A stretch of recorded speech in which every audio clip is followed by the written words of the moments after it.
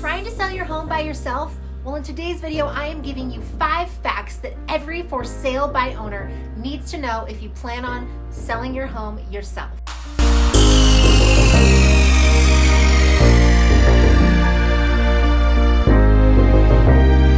What's up? My name is Nicole Bowdle, local real estate agent in Park City, Utah with Berkshire Hathaway Home Services. If you're new to my channel, I help buyers, sellers, investors.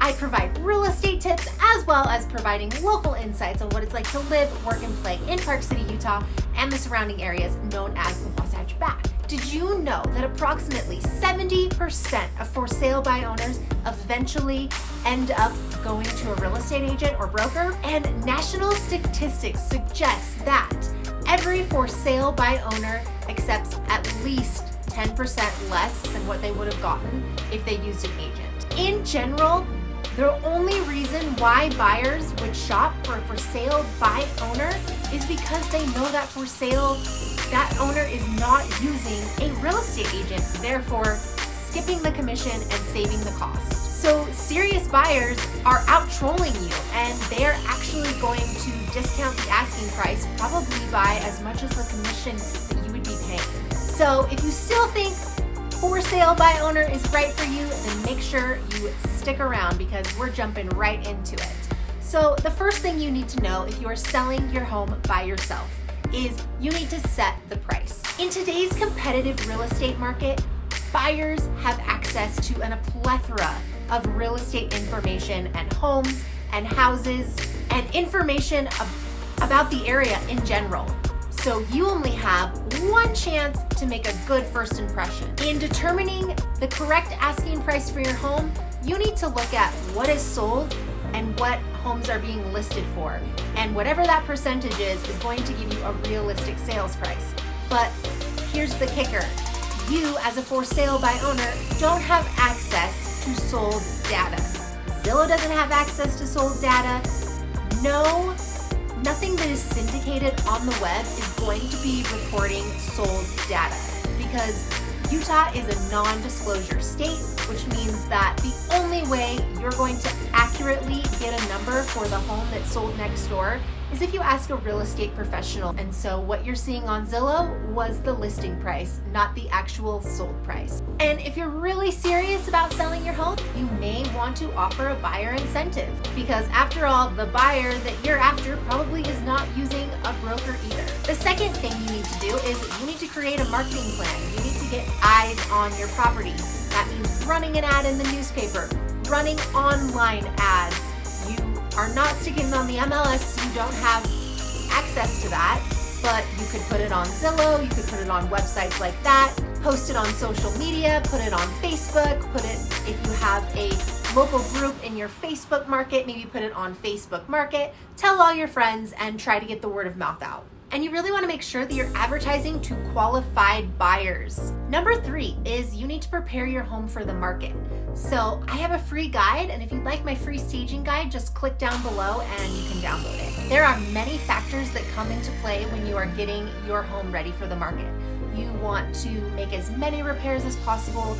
You need to make sure that you're disclosing everything about the property because if you don't disclose things, that buyer can come back and you could have legal problems. You need to make sure that you have great curb appeal and you need to make sure that your house is decluttered and clean.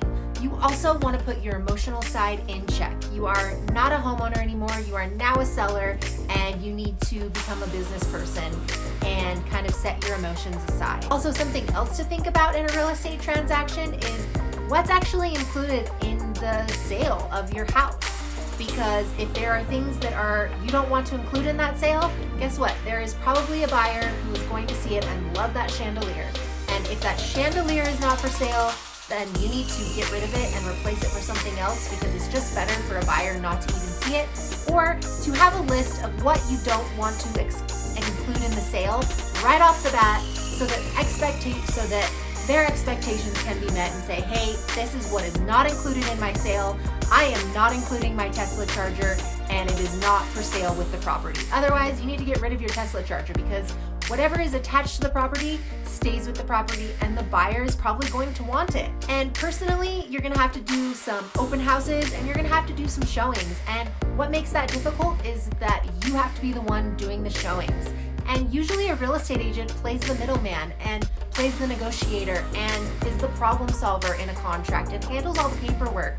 And so when you're dealing with a buyer face to face, they're probably not going to tell you honestly what they think of your property, because they probably won't want to hurt your feelings. When I do showings, I don't even want the seller there because the buyer's not going to be honest about the property. Number 4, you need to ask every single caller these 4 questions. Are you pre-qualified? And who's your lender? What's the name of the person and their phone number that pre-qualified you? Because you're going to want to call that lender and make sure that they are legit. You also want to know how much they pre-qualified for, and even ask for maybe a pre-qualification letter. You want to ask them what their expectations are for a possession deadline. You really need to separate the serious buyers from the looky-loos, because you do not want to enter into a written, formal agreement with a buyer who is not qualified to buy your property. And number 5, you're going to want to negotiate the sale of your home.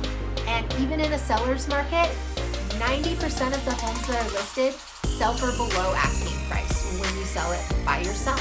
Because after all, the only reason buyers are shopping for sale by owners is because they want a deal. They know you're not a professional, you're not a professional negotiator, and so they know that they can get a deal out of you. And they know that you're not paying a commission, so they'll offer less than asking price. So you want to make sure that you have evidence and data that provides the value of your property. So maybe that looks like getting an appraisal and showing them the appraisal. Having a middleman or a third-party negotiator can save you lots of drama and thousands of dollars and time in negotiating the sale of your property. So if selling your home for top dollar and in a specific time frame with the least amount of legal risk is important to you, then please reach out to me. 5 facts that every for sale by owner needs to know before they sell their house.